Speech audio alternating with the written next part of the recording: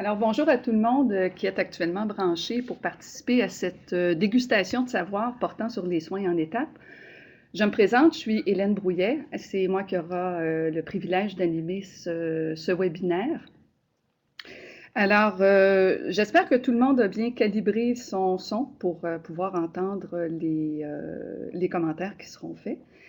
Nous allons prendre vos questions à la fin de la présentation. Cependant, je vous invite à rédiger vos questions dès maintenant dans la zone de conversation. Notre précieuse agente de recherche, Anne-Marie Cloutier, sera en mesure de consigner les questions au fur et à mesure. Ce webinaire est offert par le regroupement en santé mentale du réseau de recherche en santé des populations du Québec, en collaboration avec le réseau Canaxia. Louise Fournier est responsable de cet axe de recherche et c'est à sa demande que nous avons monté ce webinaire. L'objectif du webinaire, de plus, je trouve important de nommer que les contenus présentés dans ce webinaire sont fortement inspirés de l'ensemble des travaux qui ont été faits par l'équipe de recherche des projets Cible Qualité et des projets Jalon, auxquels les chercheurs principaux Pascal Roberge et Louise Fournier ont piloté ces projets-là. Et mes collègues Anne-Marie et Annie ont également travaillé de près à ces projets. L'objectif principal aujourd'hui sera d'une part de vous faire connaître les principes directeurs des modèles de soins par étapes et pour vous aider peut-être à vous en inspirer pour améliorer vos offres de services, bonifier vos offres de services, peut-être les organiser pour en faciliter l'accès également. Il sera question des soins par étapes sous le sens des interventions cliniques, des interventions organisationnelles et de bien préciser les rôles des différents prestataires de soins tout au long des épisodes de soins. Nous avons le privilège d'avoir également des représentantes du CSSS Sud-Ouest Verdun, alors Madame Annie Arévian qui est chef de programme, ainsi qu'une clinicienne, Joanne Lapointe, qui est infirmière clinicienne au guichet d'accès. Alors, une fois la partie théorique présentée, je vais faire une entrevue structurée avec ces deux personnes et nous pourrons peut-être voir comment elles ont appliqué ce modèle de soins dans leur guichet d'accès en santé mentale. Sans plus tarder, je vais débuter. L'Organisation des soins de santé en santé mentale ont de plus en plus adopté certaines des composantes du modèle de gestion de maladies chroniques. J'en ferai pas la description. Cependant, il est reconnu que pour améliorer et bonifier les offres de services, ce modèle permet de structurer l'organisation des soins par le biais de stratégies cliniques et par le biais de stratégies organisationnelles. Lorsqu'on regarde les modèles de soins par étapes, ils s'insèrent très bien dans la composante des modèles de prestation de soins et services qui nous rappellent qu'il est important à la fois de bien définir les rôles et responsabilités, d'assurer une bonne coordination entre les professionnels, favoriser le travail en collaboration et le travail en équipe. Mais plus spécifiquement, lié au thème d'aujourd'hui, l'importance d'offrir un suivi proactif ou régulier à nos usagers, d'offrir des services de gestionnaire de cas pour les personnes qui ont des besoins de soins plus complexes et finalement d'adopter des modèles de soins par étapes. Alors, que sont ces modèles de soins par étapes? Comment pouvons-nous les définir? Les modèles de soins par étapes rappellent l'importance d'offrir des interventions qui vont répondre aux besoins des patients. Je mets l'accent ici sur le mot « besoin ». Les patients qu'on rencontre ont parfois des demandes qui sont motivées par le référent ou des demandes qui sont référées par leur connaissance des soins qu'ils pourraient recevoir. Lorsqu'on parle d'un besoin, il s'agit vraiment de cibler le besoin clinique qui permettra d'offrir un soin adapté à la condition de la personne, c'est-à-dire à la sévérité des symptômes sur le plan clinique, également des caractéristiques personnelles et sociales, de ses préférences, lorsque le choix du traitement sera fait. Donc, est-ce qu'on répond à la demande ou on répond aux besoins? Bonne question à se poser. La progression vers les niveaux soins plus complexes sera ensuite envisagée lorsqu'il n'y aura pas d'amélioration ou qu'il y a une stagnation ou une détérioration, en fait, lorsqu'on a commencé à offrir les soins. Il est donc essentiel d'avoir une évaluation continue et systématique tout au long de l'épisode de soins. Donc, évaluer la réponse au traitement. Est-ce que le soin que l'on offre améliore l'état de santé du patient? Donc, c'est la question à se poser et il faut offrir vraiment cette évaluation-là tout au loin de l'épisode. Donc, les points à retenir. Il est important que le niveau de soins soit adapté à la personne et ce niveau de soins-là va varier d'un individu à l'autre. Ainsi, pour un même diagnostic, deux individus peuvent avoir un niveau de soins qui va être différent en raison de la sévérité qui ne sera pas la même, des antécédents, des facteurs psychosociaux. Donc, on évalue ce requis avec une bonne évaluation clinique. C'est pour cette raison qu'il est important de se doter d'outils d'évaluation clinique, mais également de vérifier avec les patients les attentes, quels seront des indicateurs pour eux d'amélioration de leur état de santé. Ça permet aussi de planifier l'épisode de soins. Donc, la progression de soins va se faire par la suite à l'évaluation continue. Il existe différents modèles qui ont adopté, en fait, différents guides de pratique clinique qui ont adopté ce type de modèle. Entre autres, le National Institute for Clinical Excellence, mieux connu sous le nom de NICE, offre un guide de pratique clinique qui peut nous guider dans un modèle de soins par étapes pour différents troubles mentaux courants. Enfin, ce guide-là, dont vous avez le lien Internet au bas de la diapositive, offre un modèle de soins par étapes qui inclut la dépression, les troubles d'anxiété généralisée, les troubles de stress post-traumatique ainsi que le trouble panique. Il se décline principalement sur 3 étapes. Pour la présentation d'aujourd'hui, je vais citer davantage l'exemple du modèle de soins par étapes pour la dépression, modèle de soins par étapes qui a également guidé la production du protocole de soins Faire face à la dépression. Voici une pyramide de soins. Voici nos différentes étapes qui nous permettent d'identifier les soins requis lorsque c'est nécessaire. À la première étape, c'est l'évaluation. Peu importe, à partir du moment qu'on a une suspicion, une impression, ça sera l'évaluation. Par la suite, cette étape, elle est cruciale. Cette étape, c'est l'étape de base. Parce que c'est suite à l'évaluation qu'on sera en mesure de déterminer le niveau de soins requis. Alors ici, je trouve important de mentionner, l'idée n'est pas, suite à l'évaluation, d'amener la personne au niveau de soins 1, par la suite, voir s'il répond bien, s'il ne répond pas bien, amener à l'étape suivante, qui est l'étape 3. L'idée est davantage de faire une bonne évaluation dès le départ, et si un niveau de soins supérieur est nécessaire, on l'amène tout de suite au niveau de soins qui est requis. Vous me direz que l'accessibilité aux soins requis n'est pas toujours possible. Alors, on va voir également dans la présentation comment, dans l'attente d'un niveau de soins requis, certaines interventions de niveau inférieur peuvent quand même offrir un soutien et un support aux patients. Cette pyramide de soins, vous pouvez la trouver dans le protocole sur la dépression. Je vais donc donner quelques exemples à chacun des niveaux de soins.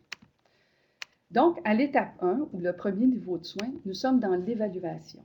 Pour toutes les présentations connues ou soupçonnées de la dépression, on rappelle l'importance de faire l'évaluation, le soutien aux patients, d'offrir de la psychoéducation et de la surveillance active.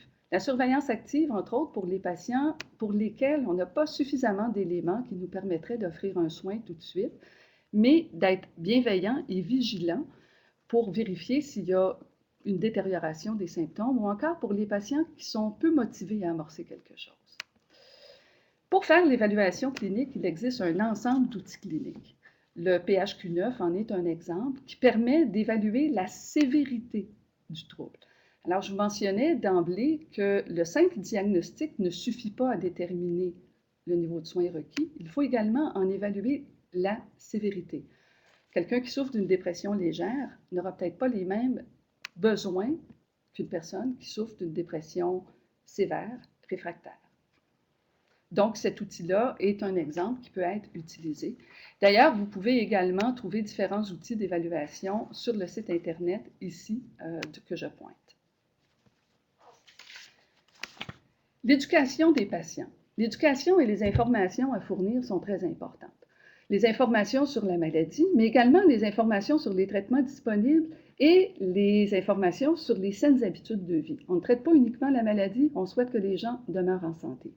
Finalement, offrir des informations sur les services disponibles par les différents prestataires de soins. On n'a pas l'obligation, lorsqu'on travaille dans une équipe, de tout offrir, mais nous avons la responsabilité populationnelle de diriger les personnes vers les bons soins, les bons services, d'où l'importance de travailler en collaboration. Différents outils existent pour aider à identifier ou à offrir des outils d'éducation. Vous avez ici les sites Internet de Revive et une adresse Internet où il est possible de télécharger différents fascicules d'informations pour les patients. En résumé, à l'étape 1, on procède à une bonne évaluation clinique complète. Au besoin, on accède au psychiatre répondant qui va pouvoir préciser l'évaluation. On se dote d'outils qui permettent de donner une bonne information aux patients.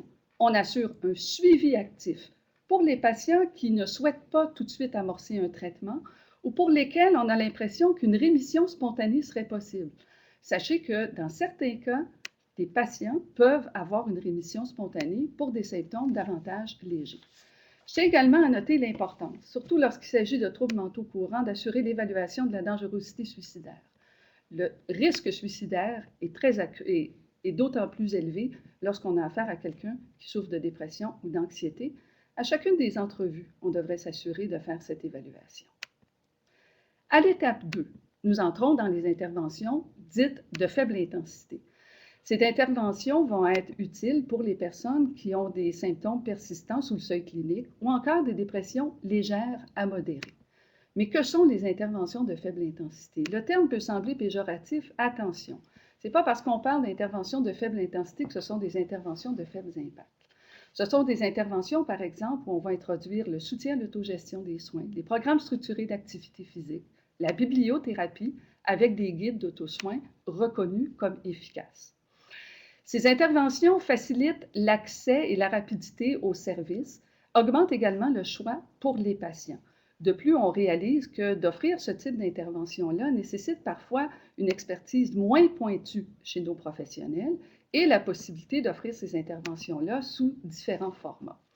Donc, comme je mentionnais, ce n'est pas parce qu'on parle de faible intensité qu'il s'agit de faible impact ou de faible engagement du patient. C'est important de voir ces interventions-là comme une plus-value. Plusieurs de ces interventions, entre autres pour le traitement de la dépression ou de l'anxiété, vont se faire sur des principes et des composantes de la thérapie cognitive comportementale. Il s'agit souvent d'interventions brèves et simples qui permettent de diminuer le recours aux intervenants et aux spécialistes. Donc, à l'étape 2, pour les patients ayant des symptomatologies légères qui ne s'amélioreraient pas, légères ou sous-cliniques qui ne s'améliorent pas, la bibliothérapie, l'utilisation des guides d'autosoins et différentes interventions psychologiques ou psychosociales dites de faible intensité, telles la résolution de problèmes, l'entretien motivationnel ou le soutien à l'autogestion. Quant à la pharmacothérapie pour la dépression, ce n'est pas le traitement de choix auquel on va recourir pour à ce niveau de soins. Cependant, il se pourrait que ce soit le traitement souhaité par un patient. À l'étape 3, nous sommes auprès de patients dont le niveau de dépression est de léger à modéré, mais qui ne s'est pas amélioré. Donc, on a évalué, il n'y a pas d'amélioration. Ou encore les patients qui souffrent d'une dépression modérée à sévère. Les traitements pharmacologiques et les interventions psychologiques de haute intensité sont alors reconnus comme efficaces. La combinaison des deux, d'ailleurs, en augmente l'efficacité. C'est à cette étape-ci également qu'on va mettre en place des stratégies de soins en collaboration. Les interventions de haute intensité pour le traitement de la dépression reconnues et efficaces dans les guides de pratique clinique sont celles qui sont bien connues là, de tous, la thérapie cognitive comportementale, la thérapie interpersonnelle, l'activation comportementale qui peut être utilisée aussi en faible intensité est reconnue comme efficace. Ceci ne veut pas dire que d'autres psychothérapies, telles la thérapie d'acceptation ou encore la thérapie psychodynamique, bref, ne sont pas efficaces. C'est tout simplement, on a moins de données probantes pour en appuyer l'efficacité. En fait, ce qui demeure au cœur de tout ça, c'est toujours l'importance d'évaluer s'il y aura une amélioration, peu importe le traitement choisi. Au niveau des traitements pharmacologiques, ils sont souvent initiés à l'étape 3, voire même souvent initiés à l'étape 2. Les principes généraux sera l'importance d'assurer un bon suivi du début du traitement. 70% des patients qui amorcent un traitement pharmacologique pour le traitement de la dépression ne le fait pas de manière adéquate. Il y a souvent des abandons. L'efficacité des traitements pour amener des changements prend un certain temps. Donc, on fait un suivi, on évalue, on donne de l'enseignement sur la réponse au traitement. Évidemment, on évalue le risque suicidaire, car le risque suicidaire peut également venir teinter le choix de l'antidépresseur. Toujours important de faire une surveillance active de la symptomatologie en utilisant des outils validés, une surveillance régulière et d'utiliser des algorithmes lorsque c'est nécessaire pour adapter les traitements. Alors ici, ces composantes-là touchent davantage, en fait, les interventions que les pharmaciens ou les infirmières cliniciennes pourraient faire. En résumé, à l'étape 3, les traitements pharmacologiques peuvent être amorcés, les interventions psychologiques de haute intensité, des thérapies reconnues efficaces et d'autres thérapies peuvent également être amorcées. Et il est recommandé de faire les traitements combinés. Donc, idéalement, nous allons combiner à la fois la psychothérapie et la pharmacothérapie à ces étapes. L'étape 4, j'y vais très brièvement, nous avons affaire à des soins aigus, des soins de crise, où nous entrons à ce moment-là davantage dans les services de crise, les services d'urgence. Alors, je n'irai pas dans le détail de ces interventions, car notre webinaire s'adresse aux gens de la première ligne. Alors, de quoi on doit se rappeler pour les modèles de soins par étapes? C'est donc l'importance d'évaluer la réponse au traitement. Cette évaluation-là se fait avec des outils cliniques, oui, mais également avec le jugement clinique du clinicien qui rencontre son patient et qui va pouvoir évaluer aussi avec lui sa perception d'une amélioration ou d'une dégradation de son état. Il est donc important de se doter dans nos plans d'intervention d'indicateurs qui nous permettront aussi d'évaluer la réponse. Les guides de pratique clinique recommandent de se doter d'outils. Vous en avez également qui vous sont disponibles au bas de l'écran dans les documents à télécharger. Et les plans d'intervention devraient inclure des objectifs spécifiques pour en évaluer l'atteinte. Vous avez ici quelques exemples. Alors, on s'adresse spécifiquement à la dépression ou aux troubles anxieux, de différents outils pour évaluer la réponse au traitement. Et sachez que la gestion de cas tout au long de l'épisode de soins, donc de se doter de quelqu'un qui peut assurer le suivi des patients. En fait, chacun d'entre nous, comme intervenant, avons une responsabilité de faire le suivi, d'assurer une gestion de cas, en améliorant l'éducation des patients, les motivant à participer à leurs soins, en assurant un suivi de la symptomatologie, de l'observance au traitement, et également en facilitant les visites de suivi, que ce soit auprès de son médecin ou d'autres professionnels, vont également être des interventions importantes à faire tout au long de l'épisode de soins. Les modèles de soins par étapes proposés dans les guides auxquels je vous ai référé indiquent les niveaux, indiquent également les interventions qui peuvent être offertes, mais n'indiquent pas qui doit offrir les soins et les services. Encore aujourd'hui, notre réseau fonctionne avec un réseau local de services, peut-être appelé à changer dans les prochains mois, qui sait. Par contre, on doit se rappeler que la responsabilité de définir qui va offrir ses soins et ses services doit être faite en collaboration avec l'ensemble du réseau. On ne doit pas prendre sur ses épaules de tout faire, de tout offrir, mais davantage de s'assurer que les bons intervenants, aux bons endroits, vont offrir le bon niveau de soins lorsque requis. Alors, il faut travailler en collaboration avec notre réseau afin de bien organiser une offre de soins et services qui respecte les principes des trajectoires de soins.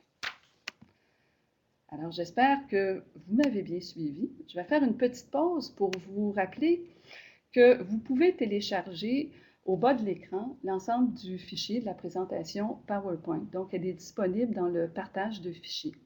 Vous avez également dans ce partage de fichiers une liste qui inclut l'ensemble des documents auxquels j'ai fait référence avec les hyperliens pour pouvoir les télécharger. Pour la seconde partie, je vais m'adresser à nos collègues, Mme Arévian et Mme Joanne Lapointe, qui ont la générosité d'être présentes avec nous aujourd'hui pour nous parler de leur guichet d'accès en santé mentale. Le guichet d'accès en santé mentale de votre CSSS a été un peu revampé, qu'on pourrait dire. Je vais donc donner la parole en premier à Madame Annie Arévian, afin que vous puissiez nous présenter le fonctionnement de votre guichet avant vos changements. La parole est à vous. Bonjour tout le monde. Donc, avant, depuis la création jusqu'en septembre 2012, le guichet d'accès était composé de deux intervenants. Ces deux intervenants prenaient les fax reçus par les médecins de famille. C'était des intervenants qui participaient à ouvrir les demandes, à rappeler les clients. Ils étaient engorgés par le flux de demandes qui arrivaient et puis les tâches médicales qu'ils devaient faire. Donc, avec la charge de travail, c'était impossible pour eux de faire des évaluations. Alors attendez, on a une note comme quoi le son n'est pas bon. On va faire la correction.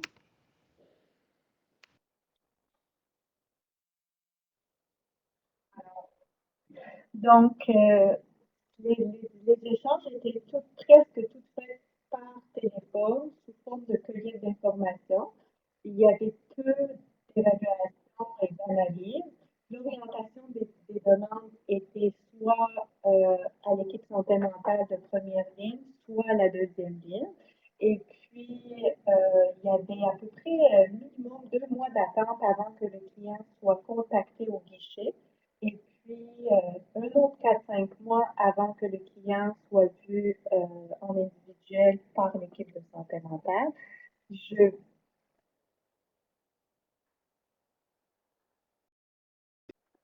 Alors, on est désolé, il semble qu'on ait un problème technique. On va faire un changement de micro pour notre conférencière. Et puis, comme ça, le son va aller mieux.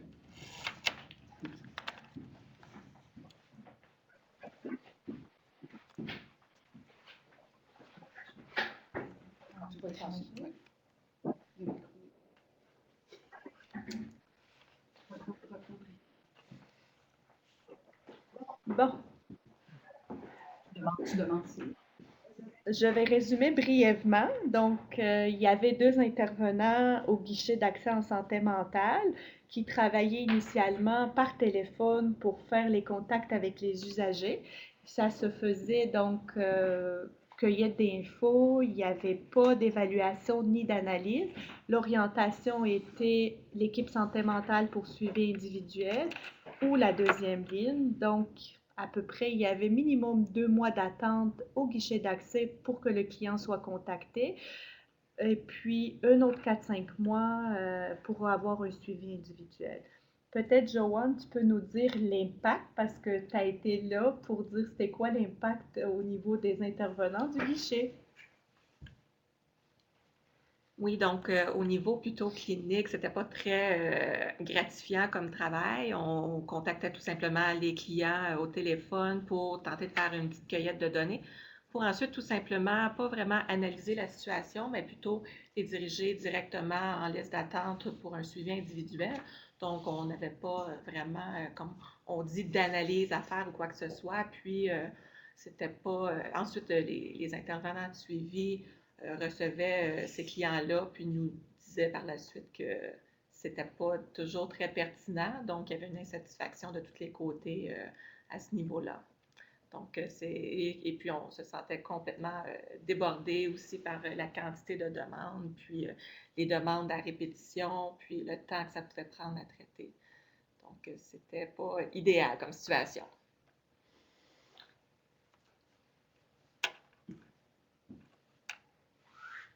Alors, présente les principaux, donc, les principaux changements qui ont guidé votre démarche de réorganisation, Annie, on vous écoute. Nous, on a eu la chance de pouvoir participer à la recherche Cible Qualité 2. Donc, et puis, ce qui nous a allumé le plus, c'était de faire des bonnes évaluations parce qu'on trouvait que, puis on voulait utiliser aussi le concept de niveau de soins, l'hiérarchisation de soins.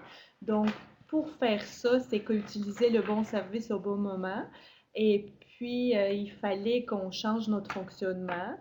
nos évaluations, donc on a décidé de faire des évaluations en face à face pour pouvoir justement déterminer le niveau de soins en se basant sur les manifestations symptomatologiques, le niveau de fonctionnement, ainsi que les facteurs environnementaux et les problèmes psychosociaux.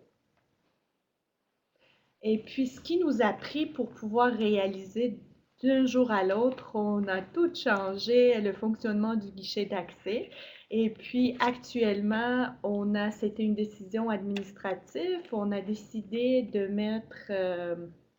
renforcer le guichet d'accès actuellement, on a 7 intervenants qui travaillent au guichet, donc ça représente à peu près 25% de notre équipe de santé mentale. Et puis, c'est une équipe qui est devenue équipe, ils ne travaillent plus en solo comme avant. On a des réunions de discussion de cas au guichet avec les psychiatres répondants. Ça a été aussi pour alléger le travail d'équipe, le travail des professionnels.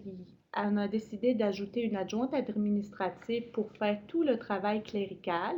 Donc, il y a une agente administrative qui ouvre les dossiers dans le logiciel SIG+, puis une autre agente administrative qui fait les appels pour fixer des rendez-vous avec les clients, pour faire les relances, pour envoyer les lettres, et puis les intervenants pour aider les intervenants à se concentrer vraiment sur leur travail clinique.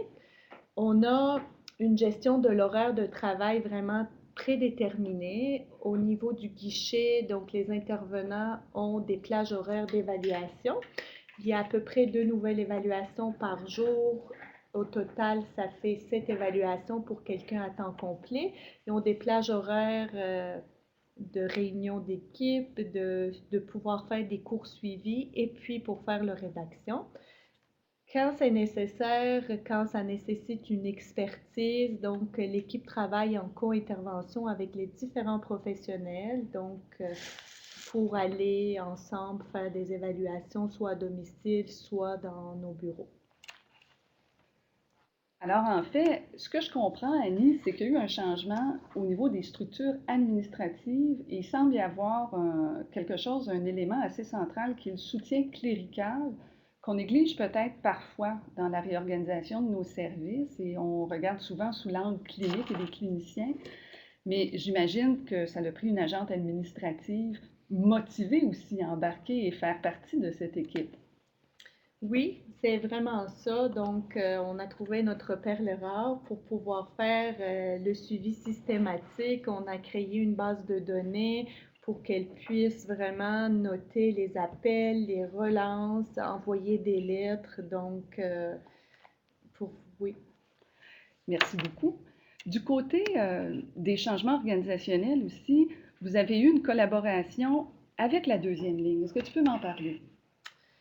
Oui, on a décidé, afin d'assurer la continuité entre la fluidité des services, donc pour pouvoir mettre en application le niveau de soins, il fallait avoir quelqu'un qui nous aidait à Douglas. Donc, on a décidé de partager les frais d'une intervenante circulante pour pouvoir justement qui travaillait à moitié temps au CLSC, moitié temps à Douglas, vraiment pour assurer l'accessibilité des services. Donc, elle garantissait la prise en charge. Donc, de cette façon, le client avait les services. C'était pas au client d'aller cogner aux portes pour avoir des services. Donc, et puis, elle nous aide beaucoup pour les soins partagés. Alors, ça a amélioré également la fluidité entre la première et la deuxième ligne. Oui. OK. Le psychiatre répondant la présence des médecins spécialistes répondants, tel que prévu là, dans le plan d'action, représente un défi de taille pour plusieurs territoires. Je sais qu'au début des travaux de cible qualité avec vous, c'était un défi, mais je crois que vous avez eu là également un peu des perles rares. Est-ce que vous pouvez nous dire comment ces psychiatres répondants vous soutiennent directement au niveau du guichet? Donc, oui, on est chanceux d'avoir 2 bons psychiatres répondants, Dr Israël et Dr Beaulieu. Donc, la façon que nous, on collabore avec nos 2 psychiatres, c'est qu'ils sont là pour les intervenants. Et puis, aux 2 semaines, le guichet d'accès à des rencontres avec le psychiatre répondant, puis aux 2 semaines, c'est les intervenants qui ont. C'est pour nous aider au soutien au traitement à travers des discussions cliniques. On détermine ensemble quand on n'est pas sûr le niveau de soins, puis il nous ouvre des portes pour référer les usagers deuxième ou troisième ligne. Donc, il développe aussi nos compétences comme intervenants parce qu'ils nous ont aidés à faire des cours suivis, single session therapy que Joanne va tantôt parler. Puis c'est super intéressant parce qu'ils partagent leur expertise. Alors, merci beaucoup. Alors, un peu comme je mentionnais avec le modèle de gestion de maladies chroniques, on voit qu'il y a des changements, pas juste cliniques, mais des changements structuraux au niveau organisationnel. Joanne, je vais te laisser la parole. Vous avez votre trajectoire de soins ici, votre guichet d'accès tout au centre. Présente-nous brièvement votre trajectoire. Donc, en gros, on a développé un petit modèle qu'on a mis sur papier à la demande, si on veut, des médecins, des clients, parce que la trajectoire n'était pas claire pour les gens. Donc, on voulait représenter graphiquement la façon dont le client navigue le système en santé mentale, psychiatrie. Donc, tout au haut, on voit les demandes qui arrivent, des intervenants communautaires, des médecins, omnipraticiens, des centres hospitaliers, puis ça se rend, tout doit passer par les guichets d'accès santé mentale pour accéder par la suite à des soins plus spécialisés. Ensuite, au guichet, on rencontre tous les clients individuellement, en personne, pour faire une bonne évaluation et puis aussi pour faire des interventions brèves aux besoins. Donc, avec les travailleurs sociaux, infirmiers, infirmières au guichet. Et suite à cette évaluation-là, la rencontre avec le client, on réfléchit sur l'orientation qu'on prend tout en tenant compte des besoins du client en tant que tel et de ses préférences. Et puis ensuite, on a différentes options qui sont ouvertes à nous, là, qui sont en fait un petit peu aussi reliées aux différents niveaux de soins là, qui existent selon le système de soins par étapes. On peut envoyer dans des interventions qui sont plus légères au niveau des organismes communautaires. Il peut y avoir des groupes de gestion en santé mentale qui sont offerts en CLSC. On a également des suivis individuels en CLSC où la personne peut requérir des soins plutôt en psychiatrie et à ce moment-là, on réfère à l'hôpital Douglas via le module d'évaluation et liaison qui permet ensuite le client d'accéder à une prise en charge dans les services spécialisés. Puis, il y a toujours des rétroactions, comme on peut voir, parce que le client se promène là-dedans. Donc, tout dépendant du traitement qu'il y a eu, de la réponse, ça revient, ça repasse par le guichet pour retourner ailleurs ou ça retourne à son médecin traitant. Alors ici, on a également, au-delà des changements organisationnels, sur le plan clinique. Alors, comme clinicienne, qu'est-ce que ça a permis? Quels ont été les changements que vous avez amorcés? Donc, contrairement à la cueillette de données qu'on faisait autrefois, maintenant, on se permet de prendre le temps face à face avec le client, de lui donner une rencontre. On se donne un minimum d'1 heure avec le client, mais ça peut aller jusqu'à 2 heures, où on prend vraiment le temps de faire une évaluation complète biopsychosociale de tous ses besoins. On évalue également là, au cours de cet entretien-là sa motivation pour essayer de déterminer avec le client quels soins lui serait le plus approprié selon sa problématique. Puis, il faut également s'assurer de bien vérifier tous les antécédents du client, les services qu'il a déjà reçus dans le passé aussi pour ne pas toujours répéter le même pattern de soins si ça ne donne pas les résultats escomptés. Donc, on utilise ce moment-là pour faire ça également. Puis, on va évaluer avec les outils tels que le PHQ-9 dont on a parlé tout à l'heure pour évaluer la sévérité de la problématique.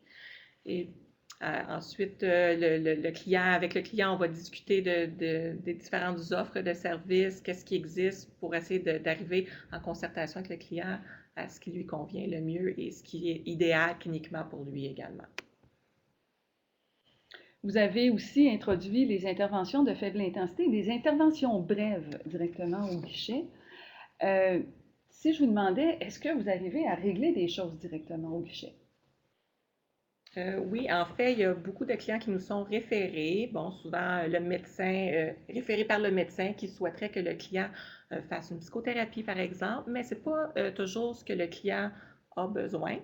Donc, au cours de notre entretien, en une rencontre, souvent, on peut régler bien des choses en donnant un petit peu de psychoéducation, par exemple, concernant les saines habitudes de vie, concernant la médication qui lui a été prescrite.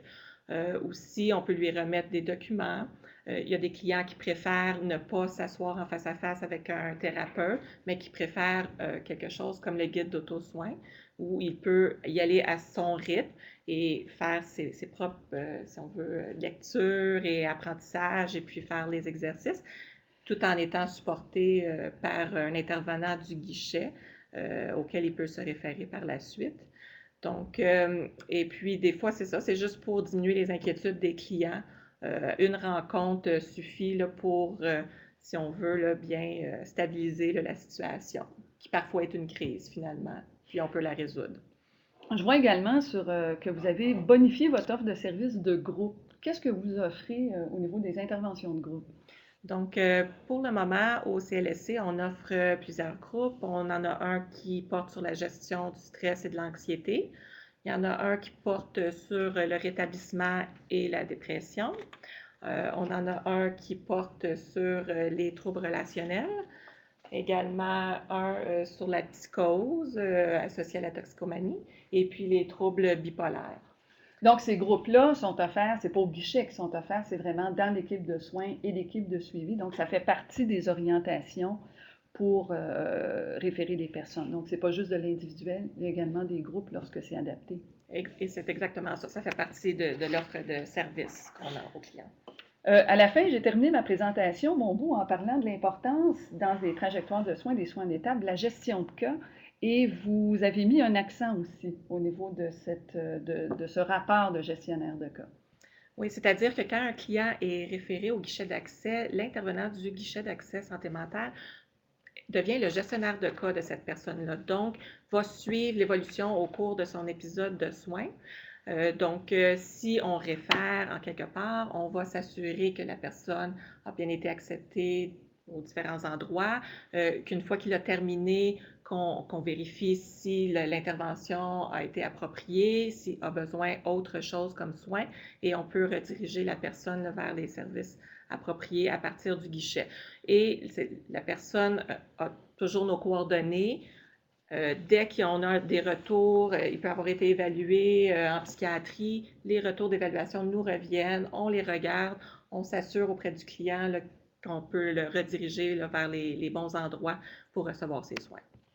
En fait, ce que je comprends, c'est que vous faites une gestion bienveillante de l'épisode de soins et vous accompagnez dans la référence pour s'assurer qu'est-ce qui a été donné, ce qui permet aussi d'évaluer la réponse au traitement qui a été donné. Alors, tout ça, qu'est-ce que ça a donné? Donc, une réorganisation d'un guichet, plus d'interventions de faible intensité. Quels ont été les impacts pour la clientèle, pour les professionnels? Donc, c'est certain, au niveau de la clientèle, il y a eu la liste d'attente a diminué de beaucoup. Il a rapidement accès à un clinicien pour le rencontrer là, dès les premières semaines de la référence. Donc, il reçoit déjà des interventions plutôt que d'attendre sur une liste d'attente, de recevoir une intervention là, après plusieurs mois d'attente. Également, ça nous permet de diminuer au niveau des évaluations, le nombre d'évaluations que le client reçoit. On fait une bonne évaluation au guichet. Cette évaluation-là suit ensuite le client vers les autres professionnels, peu importe que ce soit à l'interne ou à l'externe. Donc, le client n'a pas à se refaire évaluer à chaque étape et finalement ne jamais recevoir de soins parce que c'est des évaluations à répétition. Et on va accompagner le client pour s'assurer qu'il navigue bien dans le système, l'accompagner au rendez-vous s'il faut. Et puis, tout ça fait en sorte qu'il y a une diminution de temps au niveau de la prise en charge dans l'équipe santé mentale parce que plusieurs choses sont réglées avant de se rendre à un suivi individuel. Donc, pour les professionnels, c'est certain que c'est plus valorisant. On met beaucoup d'emphase sur nos habiletés cliniques, de faire des évaluations plus complètes ainsi que l'intervention. Donc, les gens sont beaucoup plus satisfaits en bout de ligne de leur travail. Ça nous permet de faire toutes sortes de choses différentes aussi. Donc, on s'ajuste aux besoins du client, puis on a la latitude d'intervenir et non pas seulement qu'évaluer de façon systématique. Et puis, la façon qu'on a organisé les rendez-vous, ça nous donne plus de temps à consacrer aux clients. C'est pas tout le monde qui a la chance de vraiment passer jusqu'à 2 heures avec un client pour connaître ses besoins de façon approfondie. Il y a sûrement eu des impacts aussi au niveau de vos collaborateurs, Annie. Bon, oui, effectivement, je pourrais dire nos principaux référents, ce sont les médecins de famille. Donc, l'année passée, 65% des références venaient de nos médecins de famille. Et puis, ils ont une réponse rapide, ce qu'ils apprécient beaucoup. Nous, on envoie une réponse suite à l'évaluation, une réponse pour dire l'orientation de la demande. Et puis, on inclut l'évaluation biopsychosociale faite par nos professionnels aux médecins, ce qui est très apprécié parce que les médecins au sans rendez-vous, ils n'ont pas le temps de faire une évaluation globale. Les évaluations, l'historique, les problèmes sociaux, ça les aide. On a aussi un mécanisme de communication systématique grâce à notre agente administrative. Donc, aussitôt que l'usager est assigné, on envoie une communication avec le médecin pour donner les coordonnées de l'intervenant de suivi. Par la suite, il y a régulièrement des communications avec le médecin de famille. Évidemment, ça, c'est par papier quand ça va bien, mais quand l'usager a besoin d'un peu plus, s'il est en crise, c'est sûr qu'on prend le téléphone, on les appelle puis on les accompagne. Puis, au niveau du système de la santé, je trouve qu'on a une utilisation optimale des services de la première, deuxième et troisième ligne. Donc, quand c'est approprié, première ligne, c'est approprié. Quand c'est deuxième ligne, donc on les envoie. C'est pas comme il s'en va en deuxième ligne, il revient, il s'en va, il revient. Donc, on utilise les piliers comme il faut.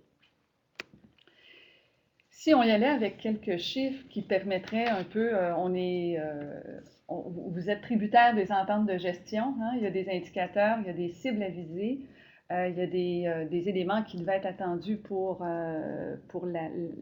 l'intervention, un certain délai pour une première intervention. En tout cas, là, ici, Joanne nous a vraiment fait voir qu'il y a une intervention rapide.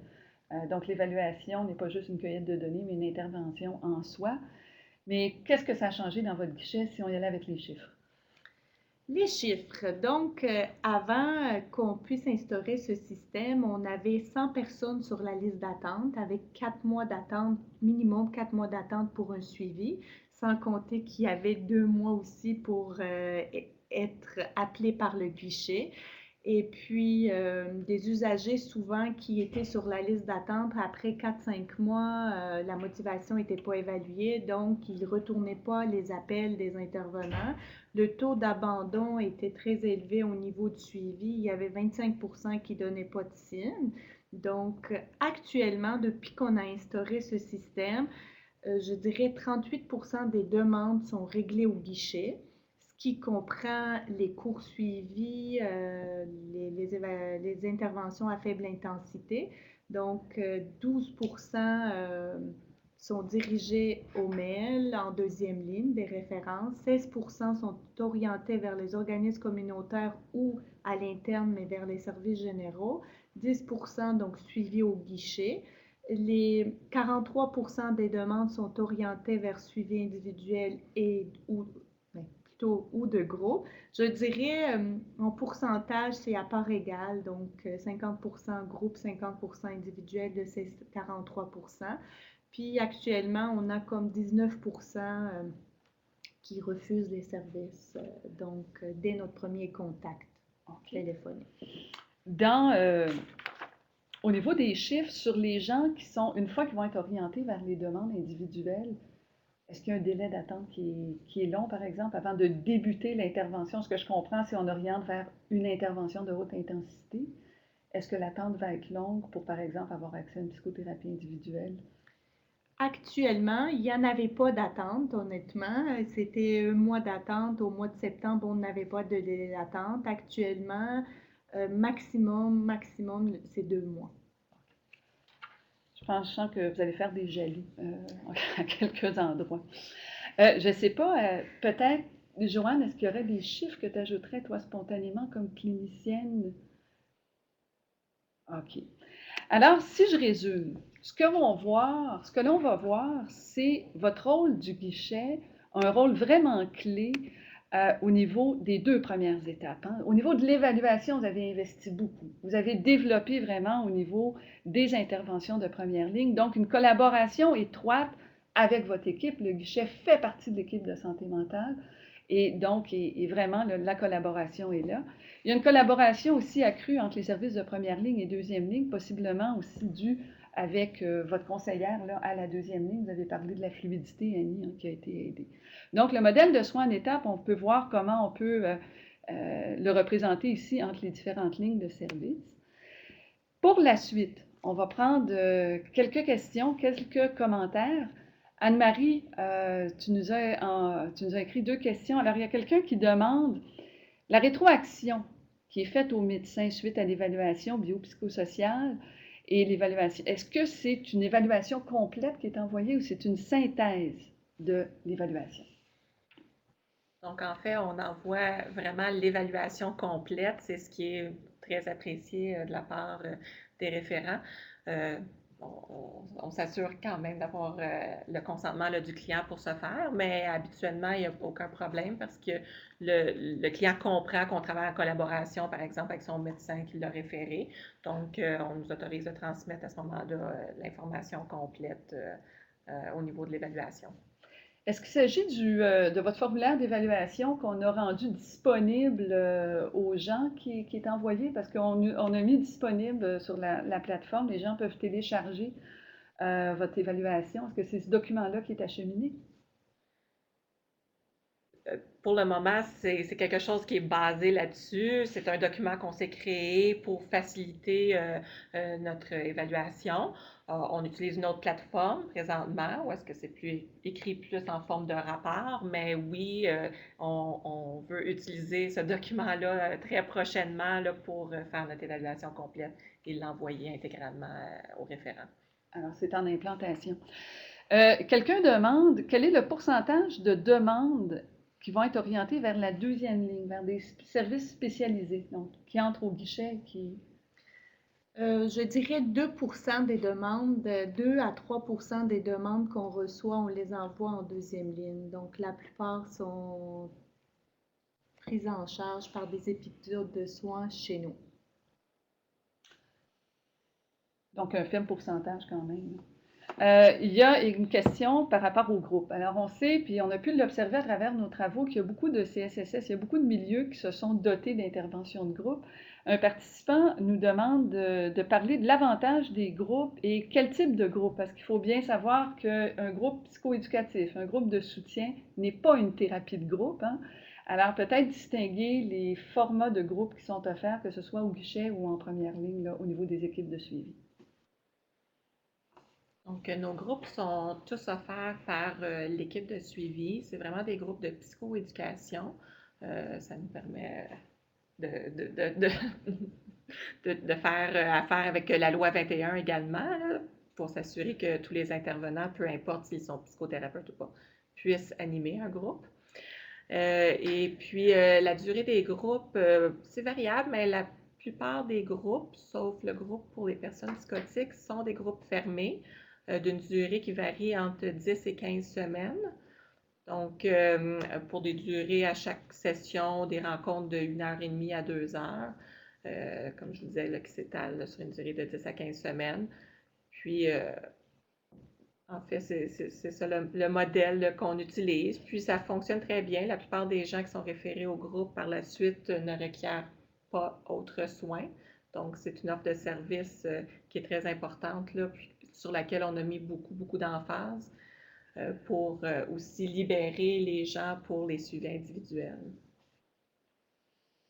Alors, il y a des questions qui s'adressent aussi davantage au suivi individuel. Alors, je vais juste préciser aussi que notre présentation visait beaucoup la réorganisation du guichet d'accès, mais il y a quelqu'un qui pose une question très concrète.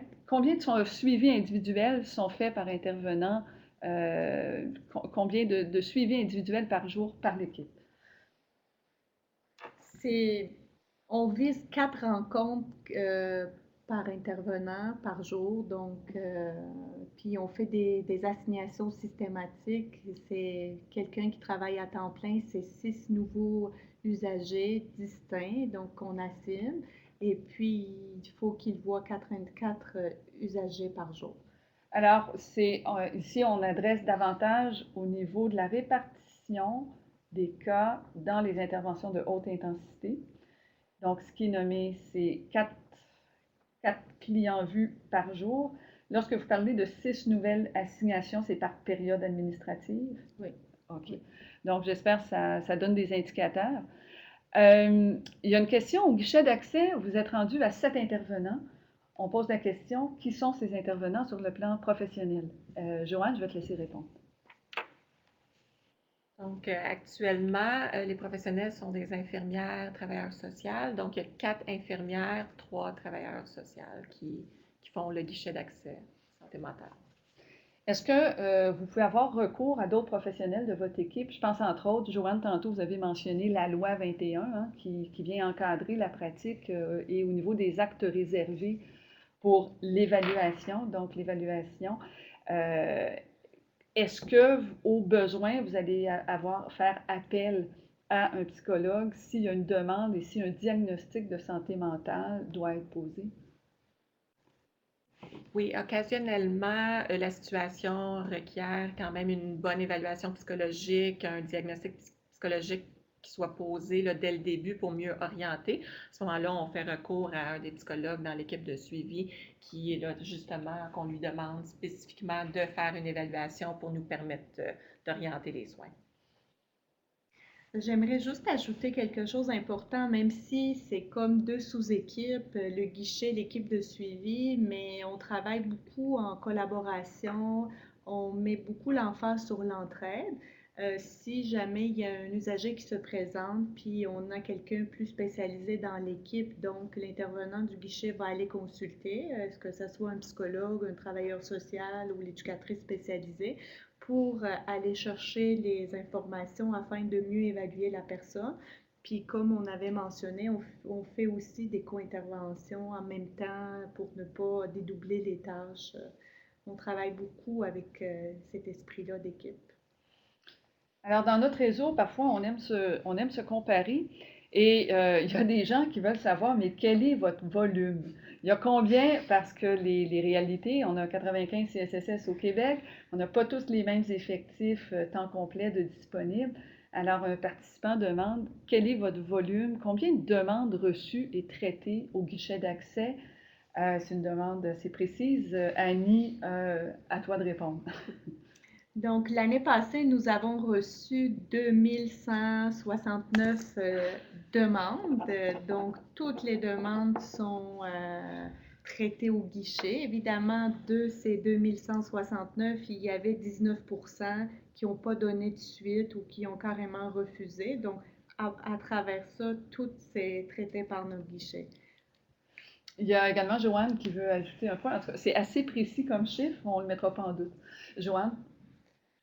Parce que j'ai vu qu'il y avait une question au niveau de la réorganisation. Aussi, ce qu'on a fait, c'est qu'il y a vraiment une personne au guichet qui va s'occuper de trier toutes les demandes, là, qui va regarder un œil clinique sur ce qui rentre comme demande pour faire le tri, pour vraiment s'assurer que c'est seulement que les demandes pertinentes à la santé mentale qui ont besoin de nos services qui sont ensuite référés à un intervenant pour une évaluation face à face.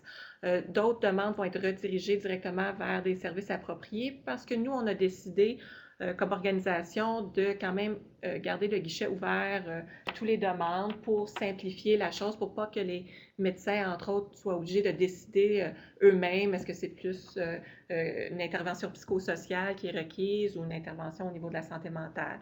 Donc, avec ce tri-là aussi, ça nous permet de rediriger et ne pas nécessairement voir les clients qui n'ont pas besoin de services en santé mentale. Alors, j'espère que les réponses données par Joanne puis Annie vous amènent un peu plus d'informations suite à la demande, suite à la présentation. Il nous reste 5 minutes. Je ne sais pas si Anne-Marie, ma collègue, s'il y a une question qui ressort, qui serait plus importante. Je vois qu'il y en a beaucoup qui travaillent avec leur calculatrice, qui font des calculs précis, 6 demandes par jour, dont 19% ne donnent pas de suite, 3 petits points, Monsieur Jeté. Mais en fait, c'est un guichet vraiment qui fait un travail aussi de discernement, de réorientation, qui est vraiment intégré aussi au sein du CSSS, ce que je comprends, pour faciliter la tâche à certains référents. On vous achemine des demandes, mais vous allez réacheminer ces demandes-là vers les bons services. Pour passer de 2 intervenants à 7 intervenants aussi, on voit que c'est très actif. Donc, il y a vraiment eu beaucoup de modifications. Les défis, si Annie, je vous demandais spontanément et Joanne très spontanément, c'est sûrement pas tout rose tout le temps, 2 défis avec auxquels vous faites face actuellement. Je dirais, nous, on est toujours avec le concept d'amélioration continue. On aime ça, qu'aussitôt qu'il y a des irritants, de faire des modifications. Ça demande beaucoup de capacité d'adaptation de la part des intervenants. Puis moi, je dirais, un autre défi, c'est la rigueur de rédiger les évaluations. Donc, il faut être très rigoureux pour pouvoir, avec le rythme puis le flou des demandes qui arrivent, d'être très discipliné pour rédiger tout de suite, sinon les intervenants vont être engorgés par la rédaction. Joanne, est-ce que tu ajouterais quelque chose pour les défis? C'est certain qu'on a des délais pour les réponses. On doit quand même répondre assez rapidement. Puis, pour nous, en tant que cliniciens au guichet, je pense que ce qui est le plus difficile, c'est d'essayer de bien planifier notre temps, puis les clients qui s'absentent, qui ne se présentent pas aux rendez-vous qui ont été donnés, qu'on doit recéduler et qui nous causent souvent des délais là, malencontreusement et pas par la faute des rendez-vous là, on leur fixe. Donc, c'est là-dessus qu'on tente de travailler actuellement. Un dernier commentaire, puis par la suite, je vais conclure. J'ai vu qu'il y a d'autres questions. Malheureusement, là, le temps va manquer. Annie, dernier commentaire. Moi, je dirais, c'est sûr qu'on a fait le virage dans une journée. Du vendredi au lundi, on avait tout mis à chambouler le système avec, évidemment, consultation avec les intervenants. Mais je peux témoigner comme gestionnaire, puis Joanne peut confirmer comme intervenante aussi au guichet, qu'on ne reviendrait pas à l'ancien système. Donc, les intervenants, ils sont très satisfaits avec le nouveau fonctionnement, puis ils ne veulent pas revenir à l'ancien système. Merci. Tu es d'accord, Joanne? Oui, tout à fait. OK. Alors, écoutez, je vous remercie aux participants. En conclusion, moi, ce que j'amènerais, c'est les leçons tirées de la littérature qui coïncident bien avec ce qui est nommé sur la réorganisation qui a été faite. Les modèles de soins par étapes peuvent être prometteurs quant à au ratio coût-efficacité. Par contre, je vais faire attention ici, il est dur d'évaluer de manière randomisée l'efficacité de stratégies organisationnelles. Mais ce qui est évalué souvent dans ces modèles, c'est des interventions cliniques qui sont offertes aux différents niveaux de soins.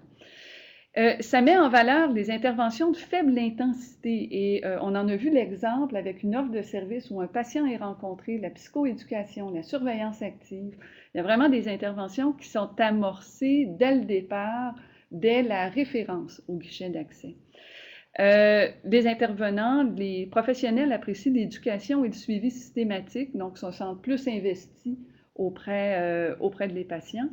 Par contre, ça nécessite de la rigueur et ça a été nommé de bien gérer les passages d'une étape à l'autre. Et je crois que Joanne l'a bien démontré lorsqu'elle a présenté les aspects de la gestion de cas. Finalement, c'est important d'avoir des stratégies où le patient va demeurer actif tout au long de son épisode de soins, l'importance de l'étape d'évaluation lors de l'orientation vers le premier traitement. D'ailleurs, vous avez été à même de constater moins d'abandon chez les patients qui sont référés en suivi individuel suite à l'intervention qui est faite au guichet d'accès. Ici, j'ai mis un point d'exclamation au dernier point qui est important. J'en ai parlé brièvement. Il est important, par contre, parfois, on va laisser des patients à des niveaux de soins inférieurs parce qu'on n'a pas les ressources requises pour les amener vers des interventions de haute intensité. Ça peut être le piège des modèles de soins par étapes, parce qu'on souhaite amorcer une intervention, on débute avec des interventions de faible intensité, mais il est important de savoir que lorsqu'un patient requiert une intervention de haute intensité, qu'il puisse y avoir accès et qu'il y soit référé. Donc, c'est les leçons tirées de la littérature qui, selon moi, coïncident très bien avec ce qui a été nommé. Si vous imprimez votre PowerPoint, on vous a laissé des éléments de réflexion pour vos organisations, quelques questions qui pourraient guider vos réflexions pour voir si vos trajectoires de soins peuvent être bonifiées. Très souvent, je vous dirais, l'expérience nous a démontré que très souvent, les éléments sont en place. Il faut parfois juste les coordonner autrement. Et j'imagine que si au CSSS Verdun, ils ont fait le changement du vendredi au lundi, c'est que les éléments étaient là, les gens étaient partie prenante et ça a été possible d'amorcer des changements sans tout réinventer, mais davantage en réorganisant. Alors, il y a encore des questions qui surgissent. Malheureusement, il est 13 heures. Et par respect avec les horaires, on va terminer notre présentation ici. Bon, il y a une question qui surgit là. Le pourcentage d'intervention de faible intensité versus de psychothérapie. Dans la présentation, il a été montré que 43% des gens sont orientés vers le suivi individuel ou de groupe. Donc, je réponds à cette question-là dans les changements, qu'est-ce que ça a donné. Vous allez recevoir un questionnaire par courriel pour un questionnaire d'appréciation. Peut-être vous pourrez y inscrire des questions au besoin. Je tiens à remercier l'ensemble de l'équipe du CSSS Sud-Ouest Verdun. Madame Arévian et Madame Lapointe sont porte-parole d'une équipe qui s'est mobilisée, qui a amorcé des changements tout au long de la réorganisation. Alors, merci beaucoup d'avoir participé à ce webinaire. Et puis, merci à vous. Nous allons laisser quand même la salle virtuelle ouverte si vous souhaitez faire des commentaires et inscrire des questions. On en fera également une synthèse là, par la suite qui sera diffusée. Alors, merci à tout le monde. Merci à Anne-Marie Cloutier également, ma collègue, agente de recherche, chef d'orchestre de cette présentation. Au plaisir. Bonjour.